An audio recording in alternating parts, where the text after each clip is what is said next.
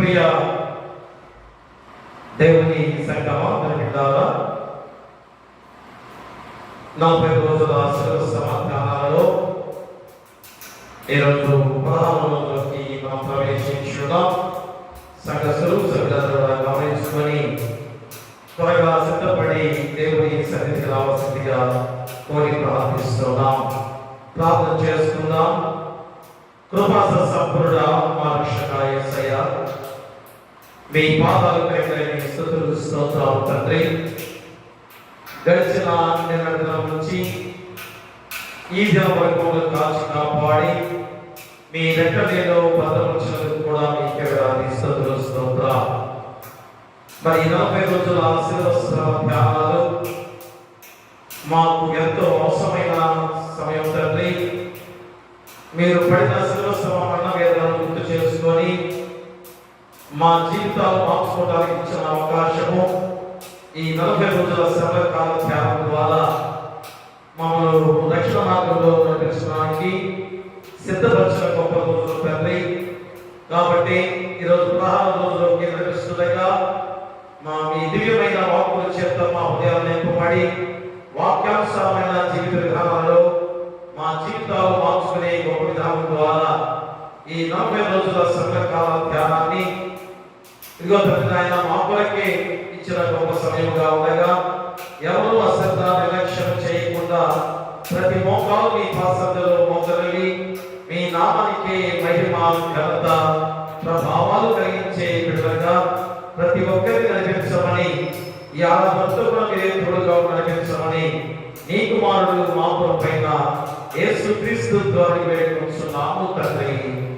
ఆమేన్. ఆమేన్.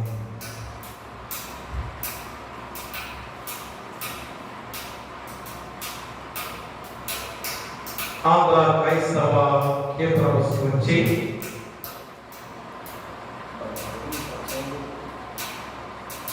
131వ కీర్తన. ఎంతో వింత ఎంతో చింత, ఎంతో వింత ఎంతో చింత, యేసునాథు మరణమంతా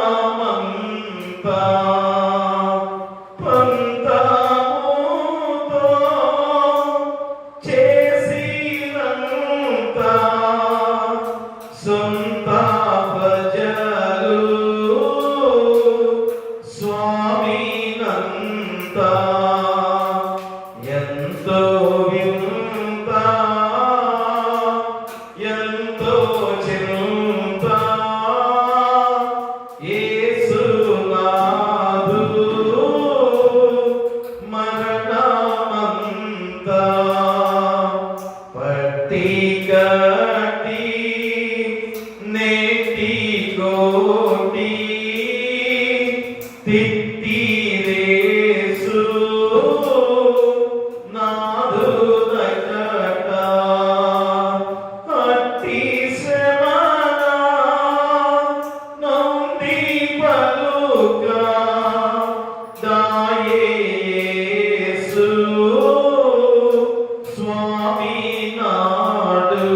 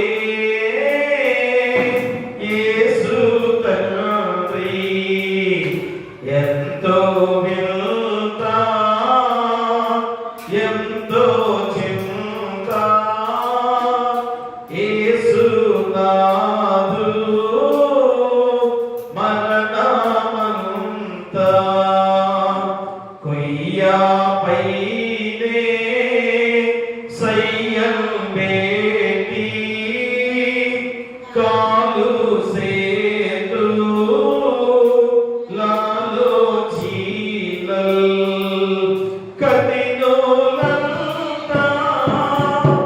కూడి కొట్టిరి కోనా మొగరి సేసుంబటి ఎంతో విల్కా ఎంతో చింతా యేసునాథు మరణమంతా తాముగుమా చేదు చిలక రామనిదిరి ద్రోహులకట ధాత్రి ప్రజల పాదకోచి ధన్యోడాదివి కేల ఎంతో విల్కా ఎంతో చింత యేసునాథు మరణమంతా మల్లె మోతో రక్తం పొడవను మాడే నీరు రక్తమహా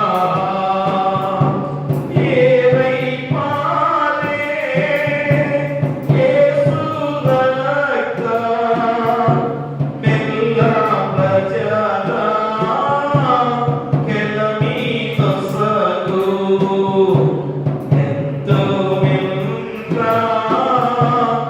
ఎంతో చింత యేసునాథు మరణమంతా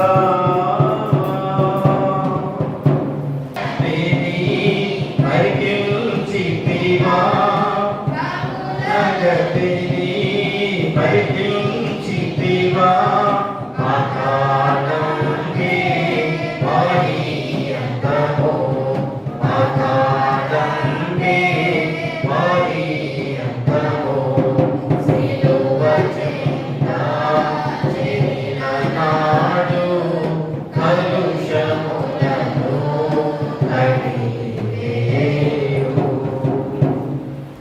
తండ్రి యొక్కయు కుమారుని యొక్కయు పరిశుద్ధాత్మ యొక్కయు నామమున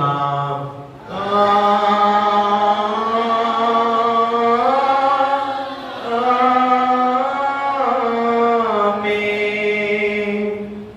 ఓ ప్రభువా నా పెదవులను తెరువుము అప్పుడు నా నోరు నీ స్తోత్రమును బయలుపరచును. ఓ దేవా నన్ను విడిపించుటకు త్వరగా రమ్ము. ఓ ప్రభువా నా సహాయమునకు త్వరగా రమ్ము. తండ్రికిని కుమారుడికిని పరిశుద్ధాత్మకును ఆదియందు ఇప్పుడెల్లప్పుడు యుగ యుగముల దుందుగాకు మహిమ కలుగుగాక. ఆమేన్ ఆమేన్ ఆమేన్.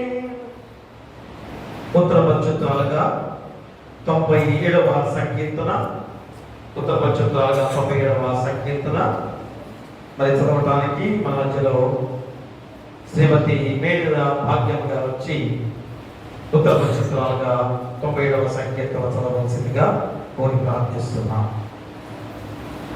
ఈ దినముగా ఏర్పాటు చేయబడిన ఉత్తర పవిత్ర పాఠ్యభాగము కీర్తనలు 97వ సంకీర్తన.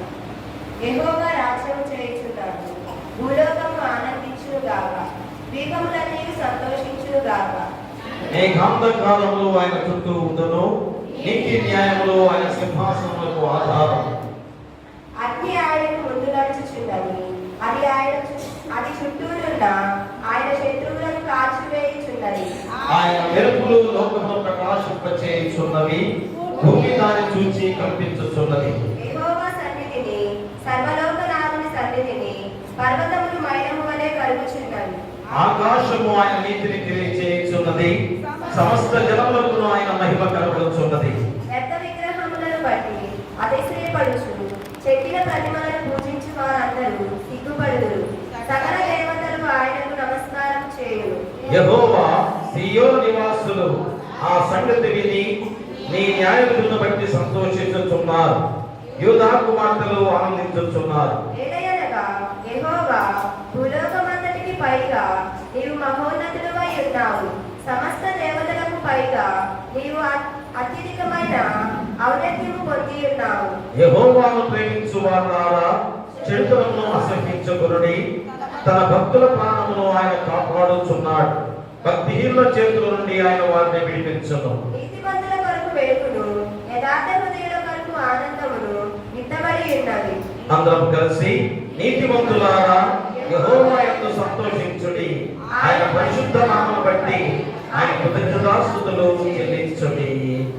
తండ్రికి కుమారునికి పరిశుద్ధాత్మకు ఆదియందు ఇప్పుడు ఎల్లప్పుడూ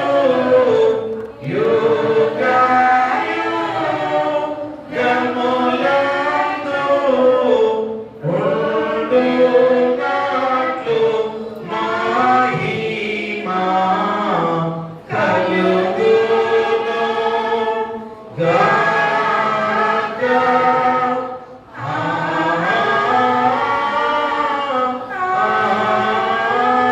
ఆమేన్.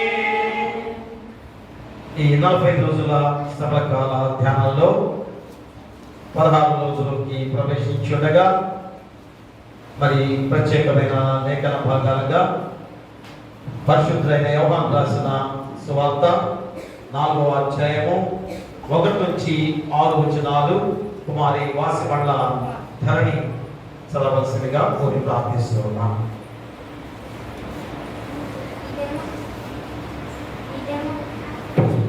ఇదేమంగా ఏర్పాటు చేసిన సువార్త పాఠ్యభాగం. యోహాను సువార్త 4వ అధ్యాయం 1 నుండి 6 వచనములు. యోహాను కంటే యేసు ఎక్కువ మందిని శిష్యులుగా చేసుకొని వారికి బాప్తిసం ఇచ్చిన సంగతి పరిశీలన ప్రభువుకు తెలిసినప్పుడు ఆయన యూదయ దేశం నుంచి గలిలయ దేశముకు తిరిగి వెళ్ళాను. ఆయనను యేసే బాప్తిసం ఇయ్యలేదు కానీ శిష్యులిచ్చుచుండిరి.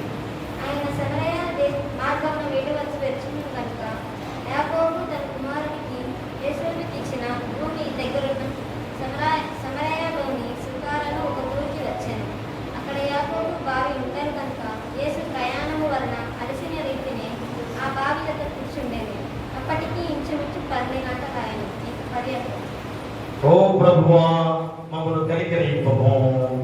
దేవునికి స్తోత్రము కలుగును గాక. మా మధ్యలో సిస్టర్ జాన్సీ గారు మా మధ్యలో ఉన్నారు. చక్కటి వాక్యాన్ని అందించడానికి మన మధ్య తెలియజేస్తూ మరి ప్రార్థనలో నడిపించడానికి ఎట్లా శ్రీమతి ఎట్లా నాగలక్ష్మి గారు వచ్చి ప్రార్థనలో నడిపించవలసిందిగా కోరి ప్రార్థిస్తున్నాం. లేకపోతే మన దేవుని కొత్త చేస్తాం.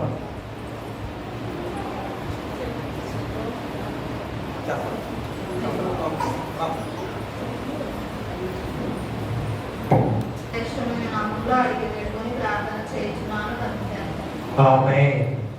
దయచేసి కూర్చోండి. ప్రియ దేవుని సంగమా ద్వారా సిస్టర్ ఝాన్సీ గారు మన మధ్యలో ఉన్నారు. దేవుని సేవలో దేవుడు ఎంతో చక్కగా వాడబడుతూ మరి మా మధ్యకి ఆహ్వానించిన క్రమంలో మరి చక్కటి వాక్యాన్ని అందించడానికి వచ్చి వాక్యాన్ని అందించవలసిందిగా కోరి ప్రార్థిస్తున్నాం.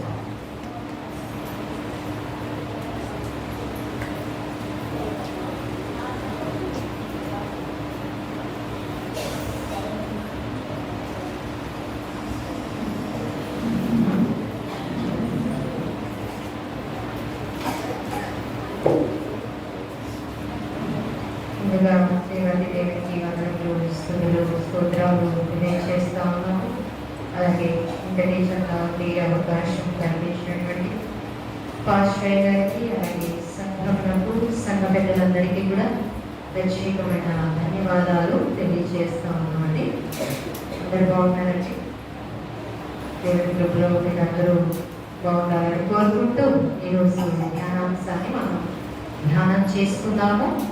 ఈ ప్రత్యేకమైనటువంటి శిలువ ధ్యానముపై ఏర్పాటు చేయబడినటువంటి వాక్య భాగము యోహాను సువార్త 4వ అధ్యాయంలో ఉంది కదండి. అక్కడ ఏముందంటే యేసయ్య మరి సమరయ దేశానికి వెళ్ళిన విధానము రాయబడింది.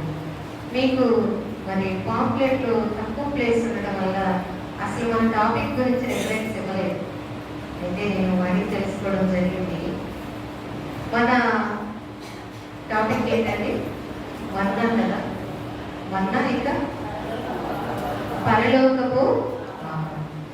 పరలోకపు ఆహారం మన్నా గురించి తెలుసుకునే ముందు ఇక్కడ ఇచ్చినటువంటి రిఫరెన్స్ గురించి కూడా కొంచెం మనం ఆలోచన చేద్దాము.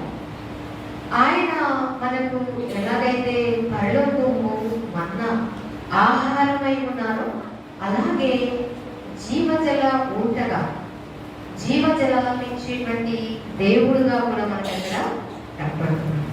ఈ వాక్య భాగంలో మరి సమరయ దేశమునకు ప్రభు వెళ్ళినప్పుడు అక్కడ ఒక స్త్రీని కలుసుకుంటాడు కదండి.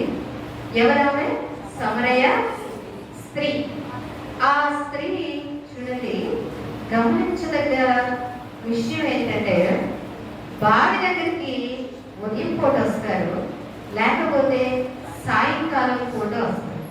కానీ ఆవిడ ఎప్పుడు వచ్చిందండి? మధ్యాహ్నం వచ్చింది. దానికి ఒక ప్రత్యేకత ఉంది. ఎందుకంటే ఆమె యొక్క పాప జీవితం, లోకానికి వ్యతిరేకమైన జీవితం జీవించేటువంటి వ్యక్తి కాబట్టి ఆమె ఏం చేసేదంటే అందరూ వచ్చే టైంకి నీళ్లు తోడుకోవడానికి వచ్చేది కాదు. ఎవరి రానిటువంటి సమయంలో వచ్చేది బావి దగ్గర. ఎందుకు వచ్చేదంటే అలాగా పెడతారు కదా.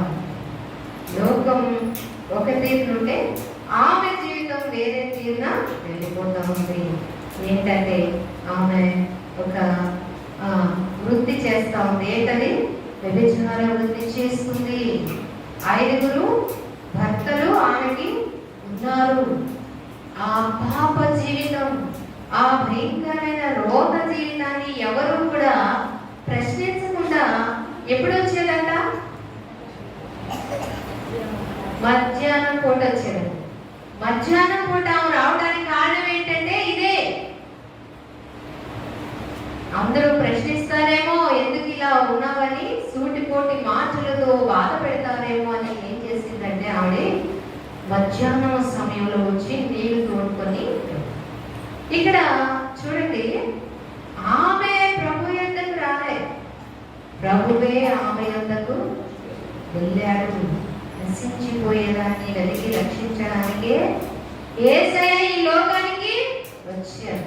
యేసయ్య యూదులు, ఆ యూదులైనటువంటి యేసయ్య సమరయులను కలుసుకోవడం అనేది అంత ఆషామాషి విషయమేమే కాదు. ఎందుకంటే ఆ కాలంలో సమరయులకు యూదులకి అసలు పడుతుందా అండి? పడదు. సమరయులకి యూదులకి వైరం ఉంది. వాళ్ళు కలుసుకోరు. ఆ సందర్భంలో ఆమె వెళ్ళి యేసయ్యని కలుసుకోలేదండి. ఇక్కడ మీరు గమనించాల్సిన విషయం ఏంటంటే ప్రభువే మండుచున్న ఎండలో ఆమె కొరకు ఆమెను వెతుక్కుంటూ వెళ్ళారు. ఎందుకంటే ఒక ఆత్మని రక్షించడానికి ఆయనకి ఆత్మీయమైనటువంటి ఆత్మ దాహమైంది. ఒక ఆత్మను రక్షించేటువంటి ఉద్దేశముతో వెళ్ళాడు. ఇక్కడ సమాజానికి విరుద్ధమైన పని జరుగుతుందండి. ఏంటంటే యూదులు సమరీయులతో అసలు సహవాసమే చేయదు. ఒకటైతే రెండవది ఏంటంటే పబ్లిక్ గా పురుషులు స్త్రీలతో అంటే పరాయి స్త్రీలతో మాట్లాడు. అది కూడా బ్రేక్ చేసాడు దేవుడు. యూదులతోనే సహవాసం చేయాలి, సమరీయులతో చేయకూడదు. అదొక విషయం. అయితే వేరే స్త్రీలను వెళ్ళి మాట్లాడటానికి అవకాశం లేదు. ఎందుకంటే వాళ్ళ యూదా సాంప్రదాయాలు చాలా గట్టిగా ఉన్నాయి. ఇంకోటి ఏంటంటే ఆయన పాపులని కలుసుకోవటానికి అసలే ఒప్పుకొని విధానం. పరిశుద్ధుడైన దేవుడు పాపి కోసం వెంట మధ్యాహ్నం ఆమెని వెతుక్కుంటూ వెళ్ళిన విధానము వారికి ఎవరికి ఆ సమాజంలోనే ఎవరికి కూడా నచ్చదండి. ఇక్కడ యేసయ్య చాలా విషయాలు బ్రేక్ చేశారు. ఏంటంటే అవి మరి కులాన్ని అంటే మతాన్ని, ఇంకా వర్ణాన్ని, ఇంకా స్త్రీ పురుష భేదాన్ని బ్రేక్ చేసేసారు. అక్కడ బ్రేక్ చేసి ఏం చేశారంటే పాపి అయిన ఆమె కొరకు ఆమె యొక్క పాపము కుండను పగలగొట్టుటకు దేవుని ప్రేమ ఆమెకి చూపించడానికి, ఆమెకి జీవజల ఊటను పరిచయం చేయడానికి ఏం చేశారంటే యేసయ్య ఆయనే ఆమె యొద్దకు వెతుక్కుంటూ వెళ్ళారు. ఆయన పరలోకపు మన్నా ఆహారమే కాదు, ఇంకా ఏంటి, ఆయన జీవజల ఊటగా ఉన్నాడు. చూడండి ప్రియులారా, ఈ సమరయ స్త్రీ గురించి మనం ఆలోచన చేస్తే కొంచెం లోతుగా ఆమె పేరేంటి అనేది బైబిల్ గ్రంథంలో స్పష్టంగా రాయబడలేదు. సమరయ స్త్రీ అనే రాయబడింది. కానీ కొన్ని చారిత్రక గ్రంథాలను బట్టి ఆమె పేరేంటంటే ఏం పేరంటే ఆవిడ పేరు ఫొటీనా అనేటువంటి పేరు కలిగినటువంటి సమరయ స్త్రీగా ఉంది. ఫొటీనా అంటే ఏంటంటే వెలుగు పొందినది, లేకపోతే ప్రకాశమానమైనది అని అర్థం వస్తుందండి. వెలుగు పొందినది, ప్రకాశమానమై ఉన్నది. ఆ పేరు ఇక్కడ లేదు. కానీ బైబిల్ గ్రంథంలో కొన్ని చారిత్రక గ్రంథాలు ఉంటాయి. దావీదు గ్రంథం అని, దానియేలు గ్రంథం అని, అటువంటి వాటిల్లో వీళ్ళ పేర్లు కూడా కొన్ని మెన్షన్ చేయబడి ఉన్నాయి. ఫొటీనా అంటే ఎప్పుడైతే యేసయ్య ఆమె దగ్గరికి వచ్చారో అప్పుడు ఆమె జీవితం వెలుగుగా మారింది. ఇంకొక విషయం ఏంటంటే అండి, మొట్టమొదటి సువార్తికురాలు క్రొత్త నిబంధనలో ఈవిడే. యేసయ్యని సువార్త ప్రకటించిన గొప్ప విధానము ఈమెలో కనబడుతుంది. ఎప్పుడైతే ఆమె పాప జీవితాన్ని యేసయ్య బద్దలు కొట్టారో, ఆమె పాపము కుండను విడిచిపెట్టి వెళ్ళిందో, ఆ క్షణం నుండే వెళ్ళి ఏం చెప్తుందండి, నేను చేసిన వాటిని అన్ని కూడా చెప్పినవాడు ఉన్నాడు, ఆయన మెస్సయా మెస్సయా అనే సువార్త ప్రకటించినటువంటి మొట్టమొదటి వ్యక్తిగా ఈవిడ కనిపిస్తుందండి.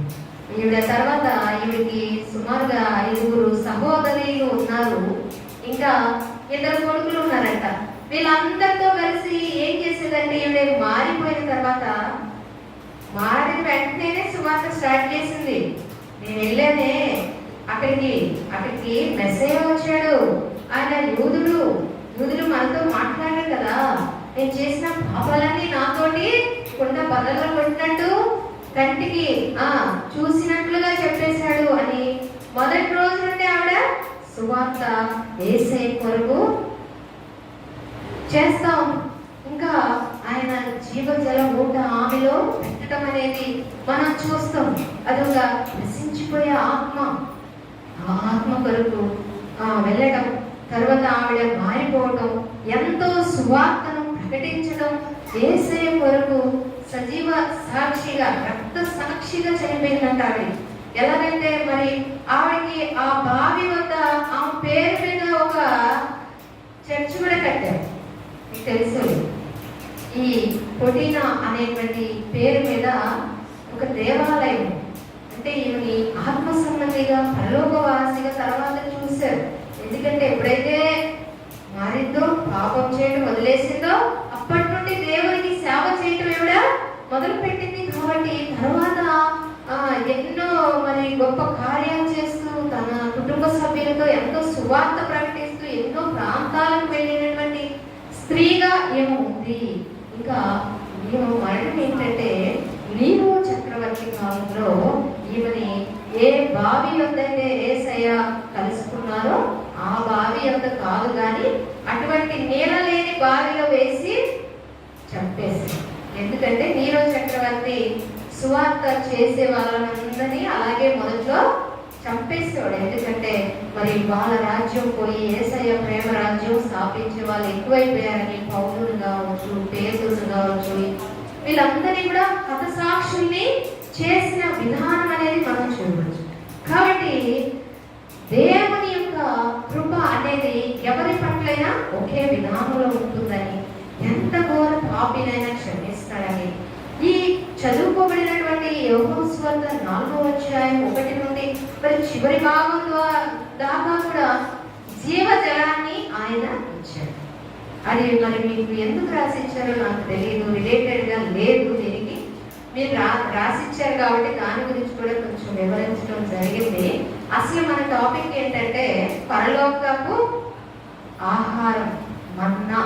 ఎక్కడుందండి అది మన్నా? నిర్గమాకాండం 16వ అధ్యాయం తీయండి. నిర్గమాకాండం 16వ అధ్యాయం 27వ వచనం చూద్దామండి. అట్లు జరిగెను. ప్రజలలో కొందరు 7వ దినమున దాన్ని కూర్చుకొని వెళ్ళగా వారికేమీ దొరకకపోయెను. అందుకు యెహోవా మోషేతో ఇట్లనెను, మీరు ఎన్నాళ్ళ వరకు నా ఆజ్ఞలను నా ధర్మశాస్త్రమును అనుసరించి నడవనొల్లరు? చూడండి, నిశ్చయముగా యెహోవా ఈ విశ్రాంతి దినమును ఆచరించుటకు సెలవిచ్చెను కనుక 6వ దినమున 2 దినముల ఆహారము మీకు అనుగ్రహించుచున్నాడు. చూడండి, ఇక్కడ కొంచెం మనం ధ్యానం చేసుకుందామండి. ఏంటంటే అది పరలోకపు ఆహారం, మన్నా అనే టాపిక్ మనకి ఇచ్చాడు. మన్నా అంటే ఏంటంటే అసలు మన్నా అంటే ఏంటి? హీబ్రూలో మన్నా అంటే ఏంటంటే ఇదేమిటో మాకు తెలియదు. అక్కడ వచ్చి కురిసింది మన్నా. వీళ్ళు అరణ్య ప్రయాణంలో ఉన్నారు కదా ఇశ్రాయేలీలు, వాళ్ళకి ఆహారం లేనప్పుడు దేవుడు ఆహారాన్ని ఆకాశం నుండి కురిపించాడు. ఆ కురిపించింది తెల్లారి లేచి చూసేసరికి అలా మంచు మీద మన్నా కురిసి ఉంది. కురిసినప్పుడు వీళ్ళు అనుకున్నారు కదా, మరి ఇది ఏంటి అనుకున్నారు. ఆ అనుకున్న ఇది ఏంటి అనే మాటే మన్నా అయిపోయింది. మన్నా పేరే ఇది ఏమిటి, ఏంటంటే వాళ్ళకి అసలు అర్థం కాలేదు కదా ఏంటో, ఎక్కడి నుండి పడిందో, ఎవరిచ్చారో ఏంటో తెలియదు. కాబట్టి లేచి చూసేసరికి హీబ్రూ భాషలో వాళ్ళు ఏమన్నారంటే ఇది ఏంటి అన్నారు. ఇది ఏంటియే మన్నాకు ఒక పేరులాగా అయిపోయింది.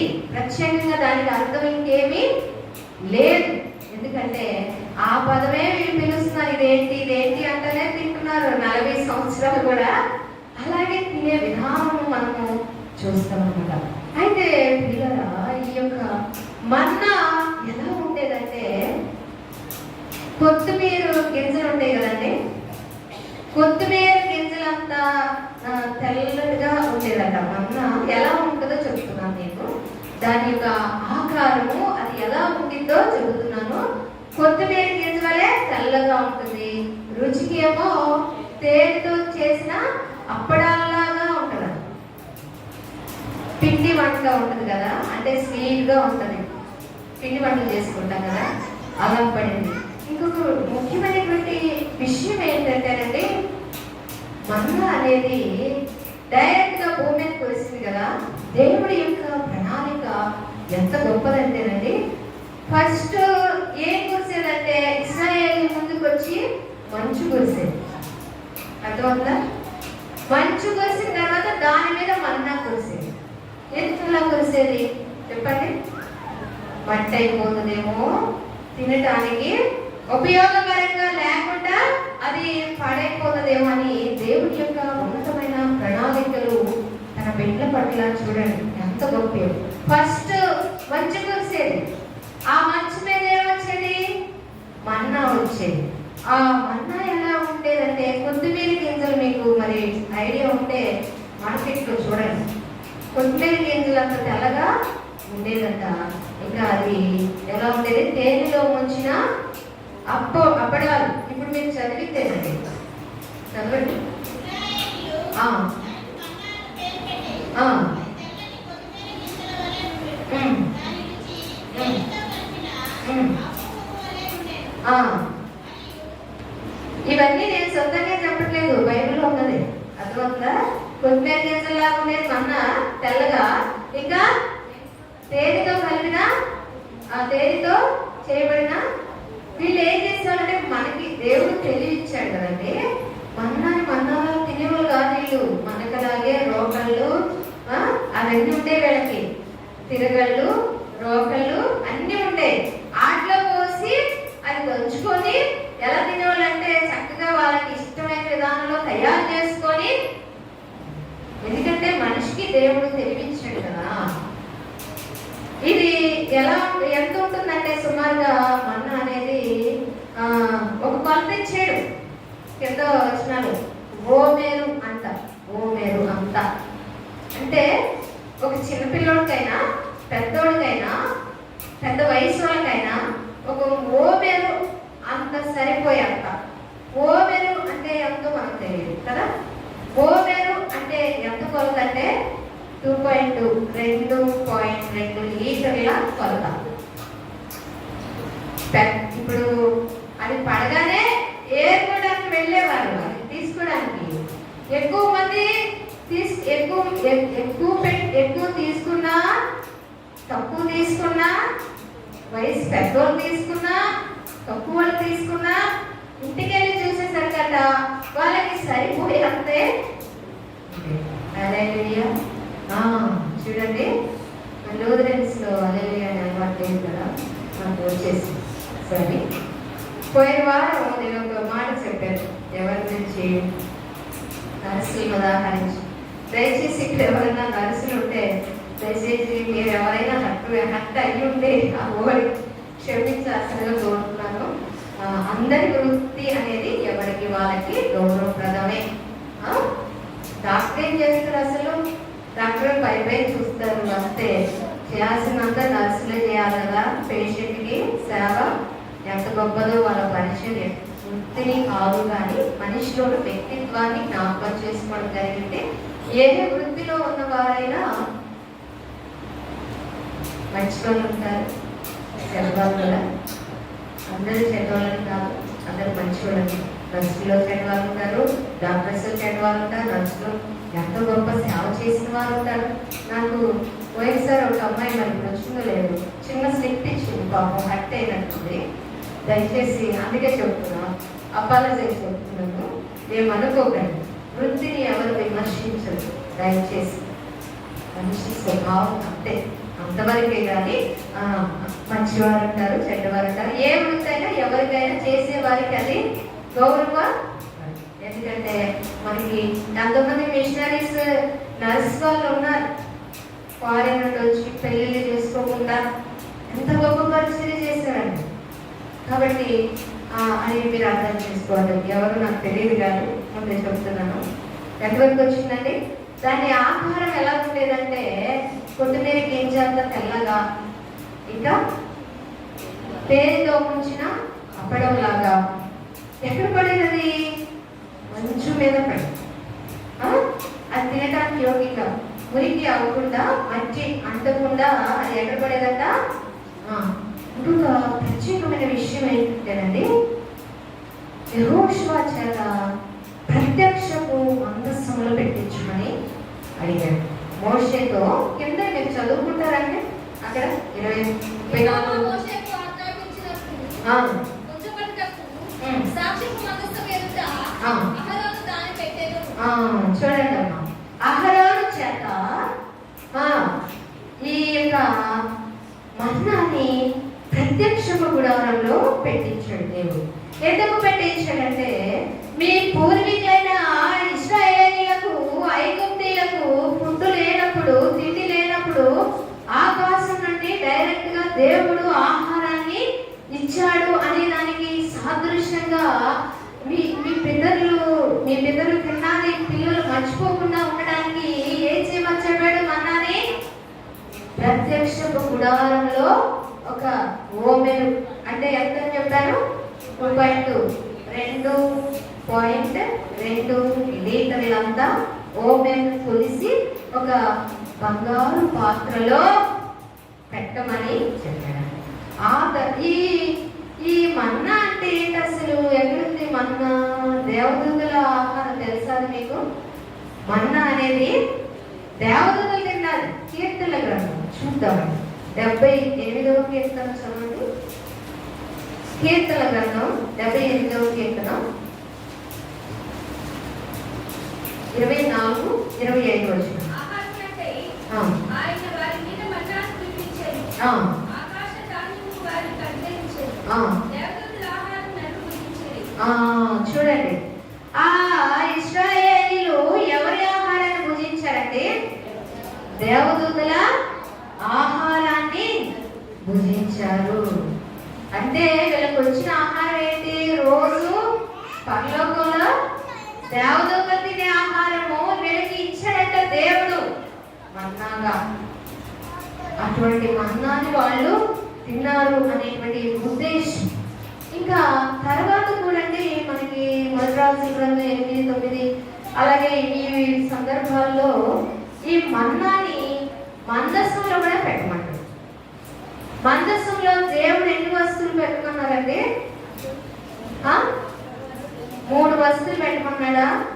మోషేకి ఇచ్చిన ఆకుల మా కథ ఇచ్చాడు. మోషేకి అహరోనికి కథ ఇచ్చింది. Okay, very good. మోషేకేమో దేవుడు 2 పలకలు ఇచ్చాడు. అందులో 10 ఆజ్ఞలు ఉన్నాయి. అదొకటి పెట్టమన్నాడు మందసంలో. ఇంకొకటి అహరోను కర్ర ఇచ్చాడు, అదొకటి పెట్టమన్నాడు. ఇంకోటి ఏంటి? మన్నా. ఈ ఇశ్రాయేలీయులు ఉన్నారు కదా మన్నా, అరణ్యంలో అది పెట్టమని చెప్పాడు.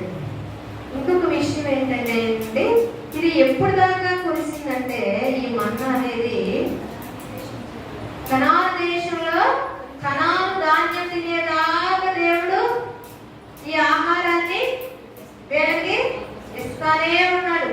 అర్థమవుతుందండి? కనాను దేశం వెళ్ళి ఆ దేశపు ఆహారం తిన్నదాకా మన్నా అనేది ఇస్తానే ఉన్నాడంట దేవుడు. ఇంకొక విషయం ఏంటంటే ఇది 6 రోజులు కురుస్తుంది, 7వ రోజు కురవదు.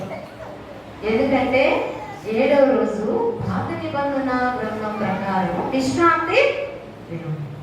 ఇంకో విషయం ఏంటంటే ఈ మన్నాని ఎవరైనా ఎక్కువ తీసుకున్నారనుకోండి, మనకి కూడా ఆశ ఎక్కువ కదా, తెల్లారి ఏంటి వాట్ నెక్స్ట్, తెల్లారితే ఏం తినాలి అనే ఆలోచన మనకి ఎలాగుందో అప్పుడు వాళ్ళకి కూడా అలాగే ఉందట.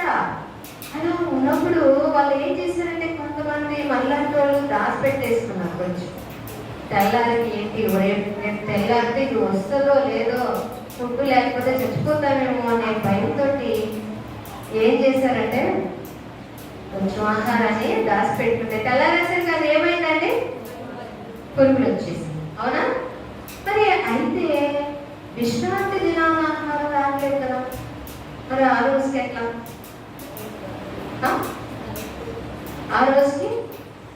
ఆ రోజుకి కూడా దేవుడు ఇచ్చాడండి. అక్కడ మీరు కింద చదువుకుంటేనే వచ్చేస్తే అవన్నీ. 6వ రోజు కూడా 6వ రోజు 7వ రోజు కూడా దాచిపెట్టుకోండి అని చెప్పాడు. అది పాడవల చదవటమ్మా కిందకి. ఆజ్ఞాపించినట్లు వారు ఉదయం వరకు దానిని ఉంచుకొని అది కప్పు పట్టలేదు, దానికి పురుగు పట్టలేదు. అది ఏ రోజు? 6వ రోజు. ముందేమో సోమవారం పడింది అనుకోండి, మంగళవారానికి పడితే మంగళవారానికి దాచి పెట్టుకుంటే మాత్రం దేవుడు ఏమాత్రము ఒప్పుకోదా. మీరు తెల్లారి దాచుకుంటే ఊరుకునేదే లేదు, నేను మళ్ళా కురిపిస్తాను, మీకేం టెన్షన్ లేదు, వచ్చింది సోమవారం వచ్చింది, మంగళవారం వచ్చింది, బుధవారం వచ్చింది అని చెప్పాడు. కానీ ఆదివారం రాదు. ఎందుకు రాదంటే దేవుడే సృష్టిని తర్వాత ఆదివారము విశ్రమించాడు కదా, వీరు కూడా వాళ్ళ నేరాల్లో ఉండి విశ్రాంతి తీసుకోవాలి. ఈ శనివారం పడింది, ఆదివారానికి దాచుకోండి అని చెప్పాడు. అప్పుడు పురుగు పట్టిందా, కప్పు కొట్టిందా? ఎందుకంటారు? అది దేవుని యొక్క ఆజ్ఞ. మీరు 6 రోజులు కష్టపడి 7వ రోజు విశ్రాంతి పొందాలి. 6 రోజులు మన్నాని తీసుకోండి, పట్టుకోండి, బయటకు వచ్చి పట్టుకెళ్ళండి. 7వ రోజు మాత్రం కొరవదు. ఎందుకు కొరవదంటే విశ్రాంతి రోజు కాబట్టి. మీరేం చేయాలంటే 7వ రోజు కూడా మీరేం చేయాలి, 6వ రోజే ఉంచుకోవాలి. కానీ అది పాడవు. అర్థమవుతుందండి? ఆ దేవుని ఆజ్ఞ ఎంత గొప్పదంటే ఆయన అద్భుత శక్తి అందులో ఉంది. దేవుని ఆజ్ఞ ప్రకారంగా దానిలో ఏంటి మర్మం, ఎందుకు పాడలేదు? ముందైతే సోమవారం పట్టుకున్నది మంగళవారానికి అయితే పాడైపోయింది, శనివారం పెట్టుకున్నది ఆదివారానికి మాత్రం పాడదు. ఎందుకు పాడవలేదంటే అది దేవుని యొక్క ఆజ్ఞ, అద్భుతమైన శక్తి అందులో ఉంది. ఇంకొక విషయం ఏంటంటేనండి, మందస్సం చేశారు కదా దావీదు కాలంలో, మందస్సంలో కూడా పెట్టించారు. ఎంత పెట్టించారు? ఇందాక ఎంత కొంత చెప్పాను మీకు,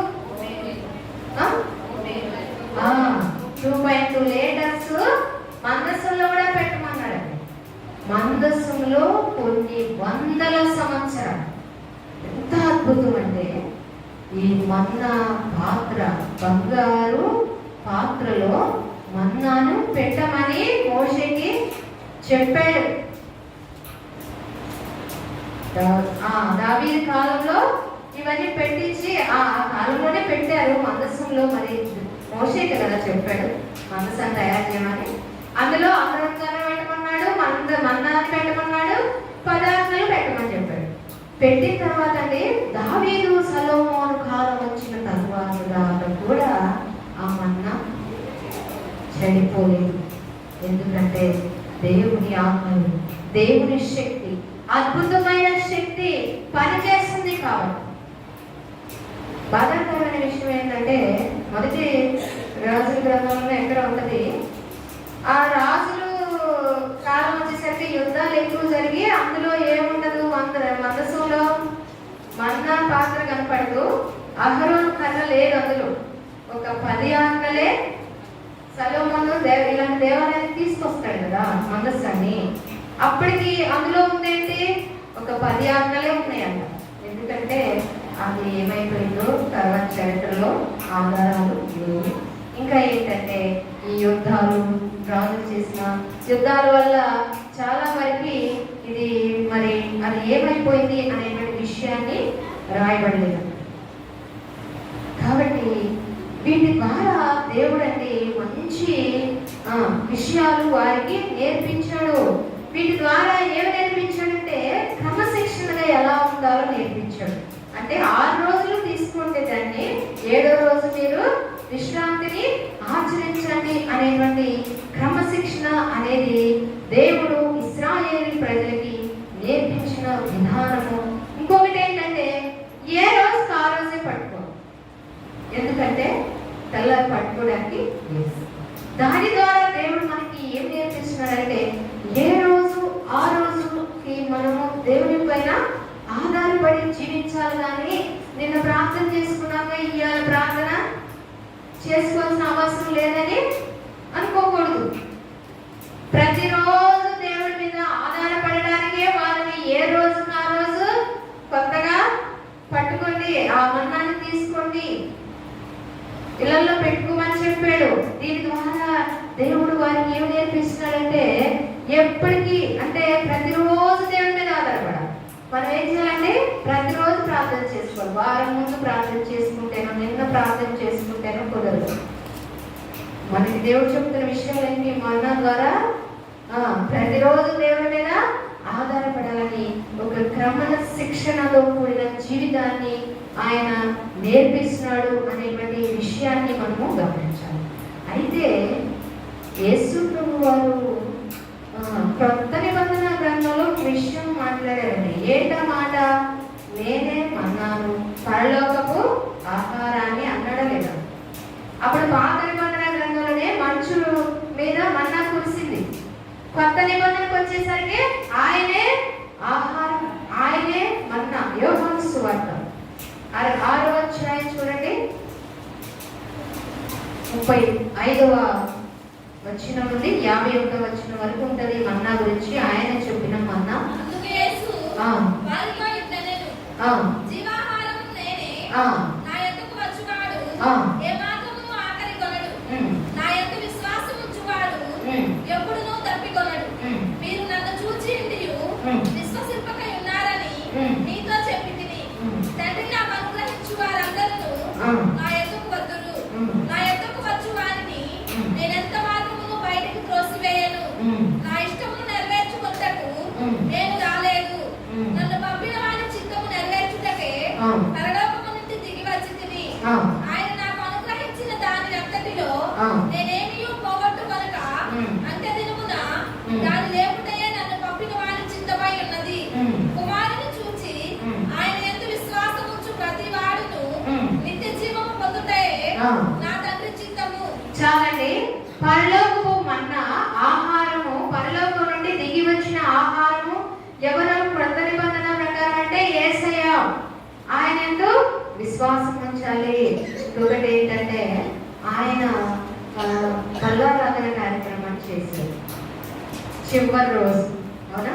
ఆయన అప్పగించబడే రోజు బల్లారాధన కార్యక్రమం చేసి అన్నాడు, ఇది నా శరీరము, నా రక్తము, దీన్ని పుచ్చుకున్న వారందరూ కూడా నాలో పాలి భాగస్తులు అవుతారు అనేటువంటి విషయాన్ని చెప్పారు లేదండి. పాత నిబంధనలోనేమో మన్నా అది శరీర సంబంధమైనది, అది తింటే శరీరానికి ఆకలి తీరుతుంది.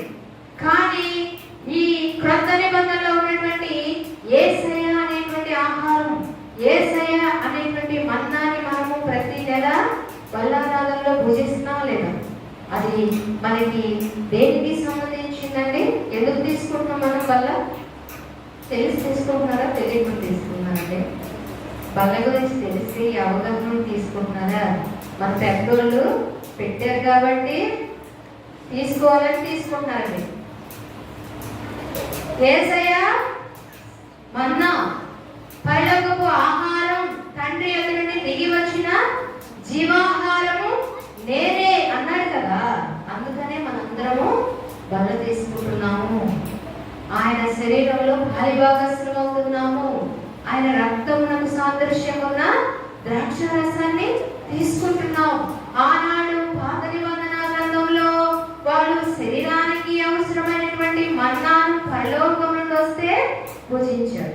ఈనాడు మనము ఆత్మ సంబంధమైనటువంటి పరలోకము మన్నా, యేసయ్యకి సాదృశ్యంగా ఉన్న మన్నాను మనము భుజిస్తున్నాము. ఇంకొకటి ఏంటంటే ఈ మన్నా గురించి ఈ రెండు రిఫరెన్స్ లోనే కాదు, ఇంకొక చూద్దాం, చూసుకొని ముగించుకుందాం. ప్రకటన గ్రంథం 2వ అధ్యాయం 17వ వచనం చూడండి.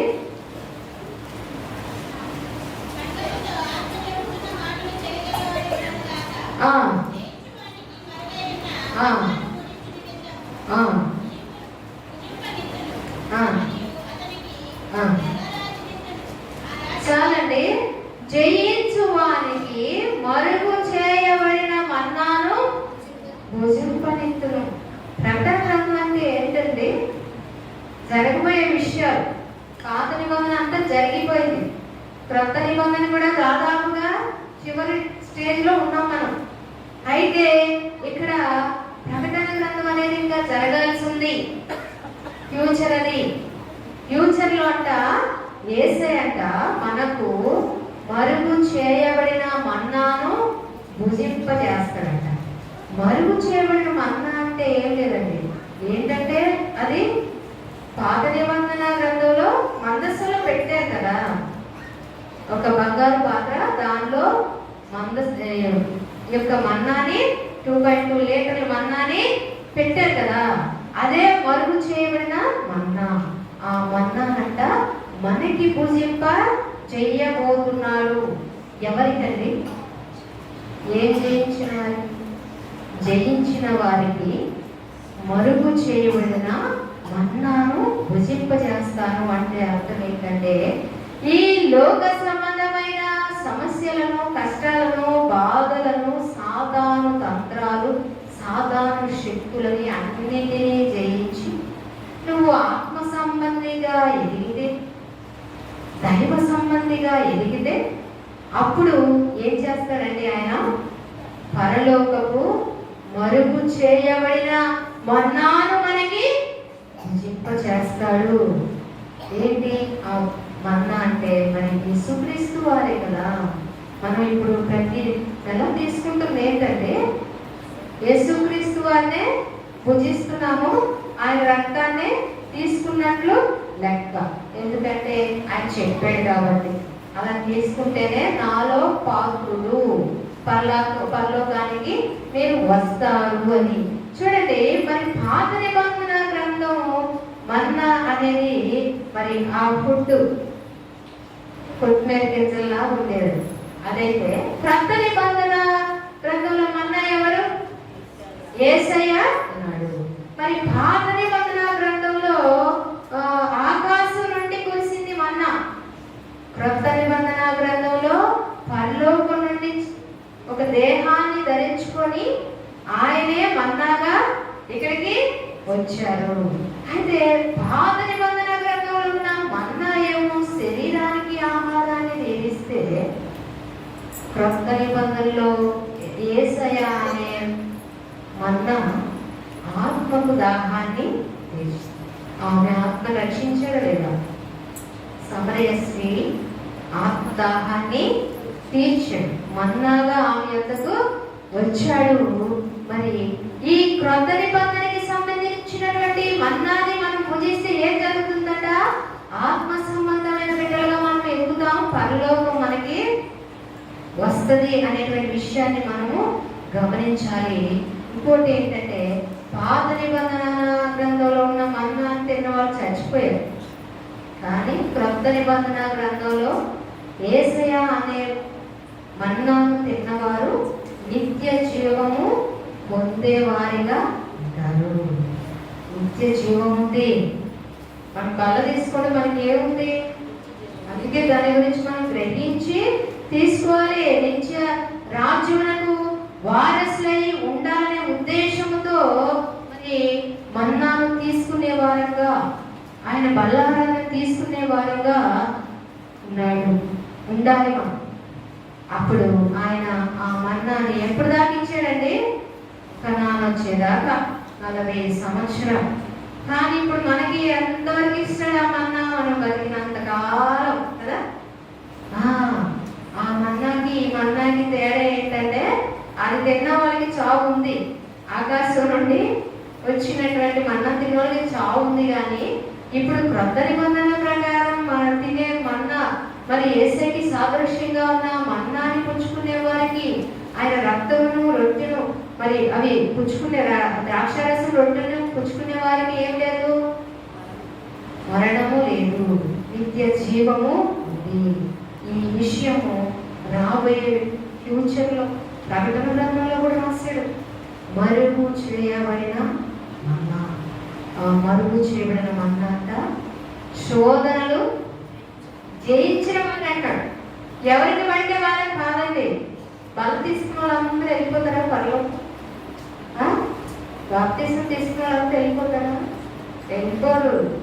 మారు మనస్సు జీవితం, ఆత్మీయ జీవితం, ప్రత్యేకమైన జీవితం, దేవునికి ఒక ప్రత్యేకమైన సాధనగా, ఒక పనిముట్టుగా, నువ్వు గొప్పగా ప్రత్యేకమైన వ్యక్తిగా జీవిస్తేనే నువ్వు పరలోకానికి వెళతావు.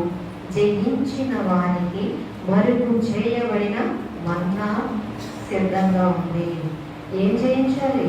మన శరీరాన్ని జయించాలి, కోరికల నుండి లోకాన్ని జయించాలి, వేసే నిందల నుండి, సాతాను పెట్టేటువంటి తంత్రాలను కూడా జయిస్తేనే. చాలా పని ఉంది లోకంలో. మనకి లోకంలో ఉండాలి, కానీ లోకస్తులుగా మనం రక్షించాడు. బాప్తిసం వెంటనే తీసుకెళ్ళిపోలేదు దేవుడు, ఇక్కడే పెట్టాడు. ఎందుకంటే నీకు పని ఉంది, జయించాలి. మూడింటిని జయించాలి. శరీరాన్ని, లోకాన్ని, సాతాన్ని.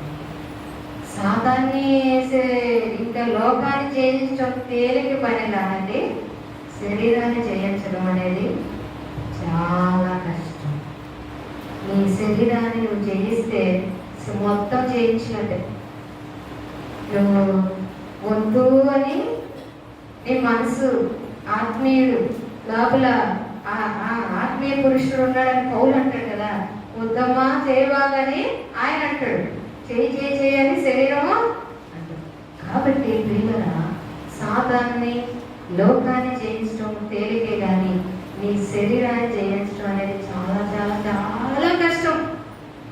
అది జయించాలని దేవుడు మనము కోరుకోవాలి, ప్రార్థన చేసుకోవాలి. ఏం చేశాడు? ఏ రోజుకి ఆ రోజు మన్నా ఇచ్చాడు. అంటే దానికి అర్థమైంది, ఏ రోజుకి ఆ రోజు దేవుని మీద ఆధారపడాలి. ప్రతిరోజు ప్రార్థన చేసుకోవాలి. నిన్న చేసుకుంటే కుదరదు, మొన్న చేసుకుంటే కుదరదు. ఏ రోజుకి ఆ రోజు నువ్వు ప్రార్థన చేసుకోవాలి. మళ్ళా అది దాచిపెట్టుకోవడానికి వీలు లేదన్నాడు. వెంటనే పురుగుల కంపు వచ్చేసింది. ఇంకో విషయం ఏంటంటే, చిన్నపిల్లలు వెళ్ళి కొప్పేసుకున్నా, పెద్దోళ్ళు వెళ్ళి కొంచెం తెచ్చుకున్నా, ఇంటికి వచ్చేసరికి ఏం జరుగుతుందంట, అది పెద్దోడికి కావాల్సినంత పెద్దోడికి ఆహారం, చిన్నోడికి కావాల్సినంత అది దేవుని మరణం, ఆత్మీయ బలం, అద్భుతం.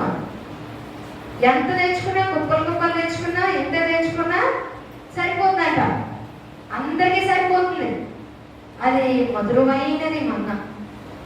చెప్పట్లేదు, తేనెలో ముంచిన అప్పడం లాంటిది. అదే మళ్ళీ మట్టి కాకుండా ముందు మంచును కురిపించి తర్వాత ఇక్కడ పాత నిబంధన అంతా కూడా ఒక ఛాయలాగా, యేసుక్రీస్తు వారికి రాబోయే ఛాయలాగా మన్నా పనిచేసింది. కానీ క్రొత్త నిబంధనకు వచ్చేసరికి యేసయ్యే మన మన్నా, జీవ ఆహారము నాలోనే ఉంది అన్నాడు కదా. జీవాహారము నాలోనే ఉంది, జీవ ఓటలు కూడా నాలోనే ఉంది అని చెప్పారు. కాబట్టి మరి ఇప్పుడు మనం ఏం చేస్తున్నాము? బల్లారాధన చేస్తాం. అది చనిపోయేదాకా చేస్తాం కదా, మనం బతికినంత కాలం చేస్తాం. ఎందుకంటే ఆత్మలు జీవంలోకి దేవుని యొక్కకి వెళ్ళాలి అనే ఉద్దేశంతో చేస్తాం. ఇలా బల్లారాధన చేసిన వాళ్ళందరికీ ప్రకటన గ్రంథం ప్రకారం ఏముందన్నాడు? మరుగు చేయబడిన మన్నాని భుజింపజేస్తాడు. ఎవరికి?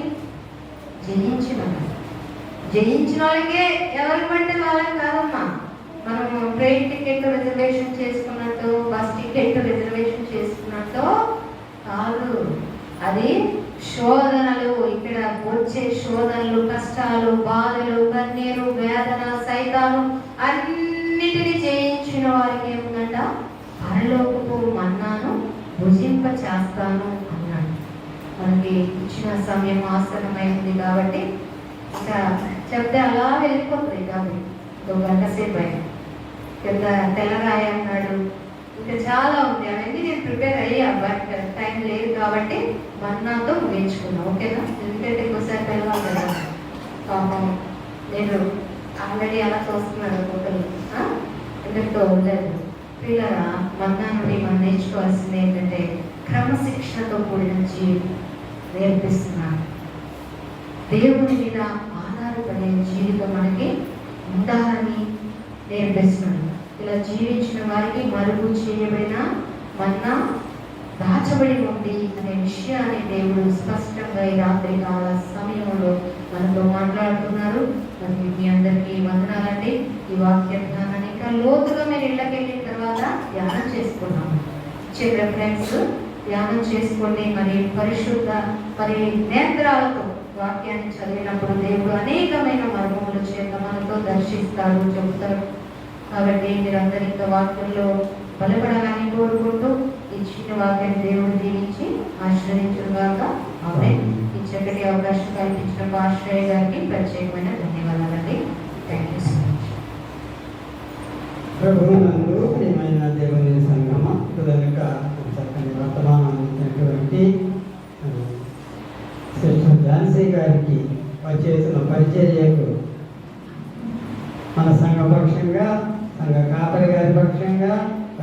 పక్షంగా మా పక్షంగా మా కుటుంబ పక్షంగా హృదయపూర్వక వందనాలు తెలియజేస్తూ ఉన్నాను. దహన బలి నీకు నా నిష్టము మరియు దైవ బలులు విరిగిన ఆత్మయే యెహోవా దేవా విరిగి నలిగిన ఎట్టి హృదయం వల్ల శంభు చేయవు. నీ కటాక్షముతో సియోనుకు నిప్పుడే నన్ను తోడెను మేలు చేయము. ప్రాకటంబుగాను యెరూషలేమునకు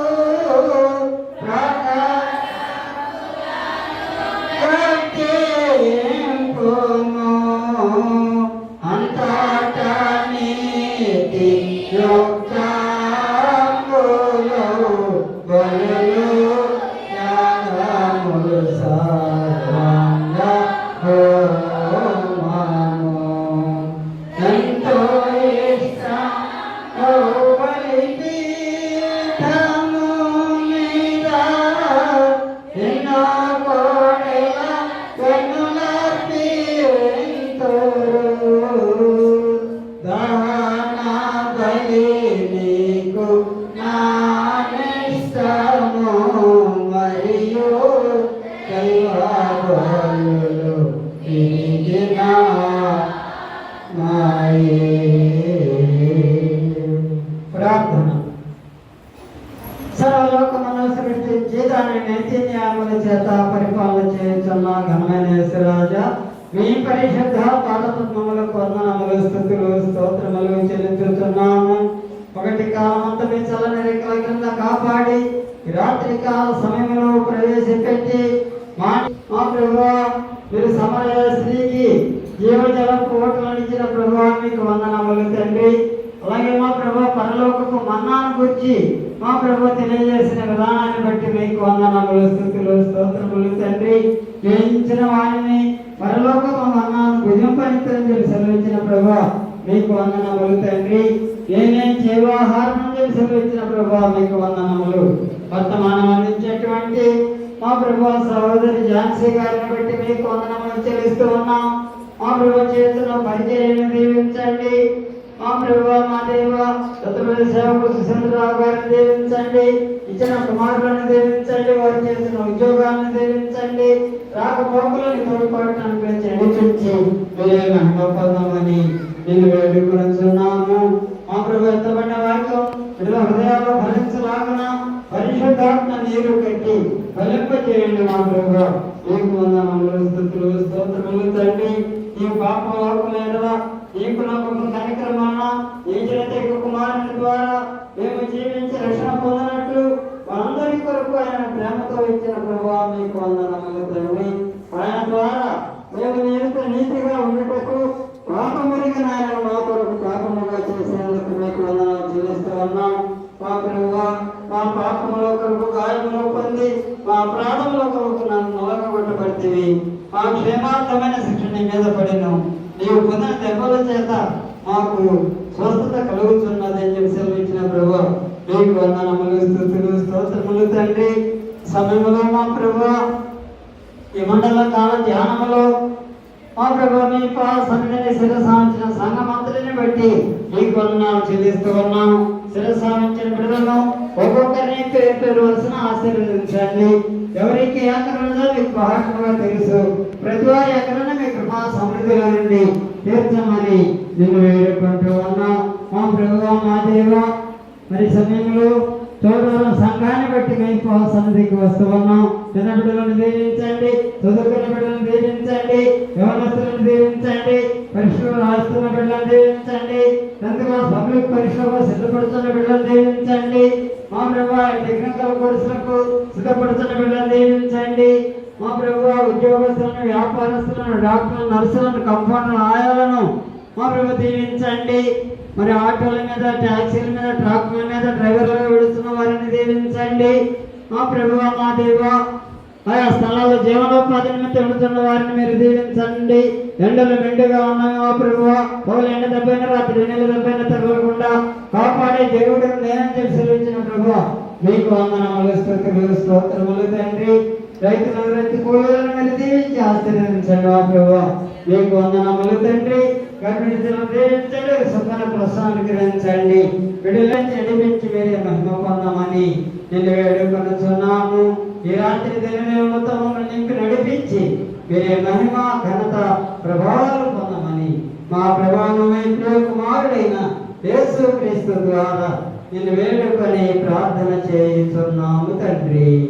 ఆమేన్. పరలోకమందున్న మా తండ్రి, నీ నామము పరిశుద్ధపరచబడి గాక, నీ రాజ్యము వచ్చుగాక, నీ చిత్తము పరలోకమందు నెరవేరుచున్నట్టు భూమి మీద నెరవేరును గాక. మా జనాహారం నేడు మాకు దయచేయము. మా అపరాధము చేసిన వారిని మేము క్షమించిన ప్రకారం మా అపరాధములను క్షమించుము. శోధనలోనికి లేక దృష్టిని తప్పించుము. రాజ్యము, శక్తి, మహిమ నిరంతరం నీవే తండ్రి. ఆమేన్. మన తండ్రి అయిన దేవుని యొక్క ప్రేమ, ప్రభు యేసుక్రీస్తు వారి యొక్క కృప, పరిశుద్ధాత్మ యొక్క అన్యోన్య సహవాసము, సకల దీవెనలు ఇప్పుడు ఎల్లప్పుడూ మనందరికను, మరి వర్తమానం అందించిన ఝాన్సీ గారిని, వారి కుటుంబానికి, బైబిల్ పాఠం చదివిన వారికి, ప్రార్థనలు చేసిన వారికి, ఉత్తర ప్రత్యుత్తరం చదివిన వారికి, సంఘం అంతటికి సదాకాలము తోడైండి ప్రభు నడిపించునుగాక. ఆమేన్.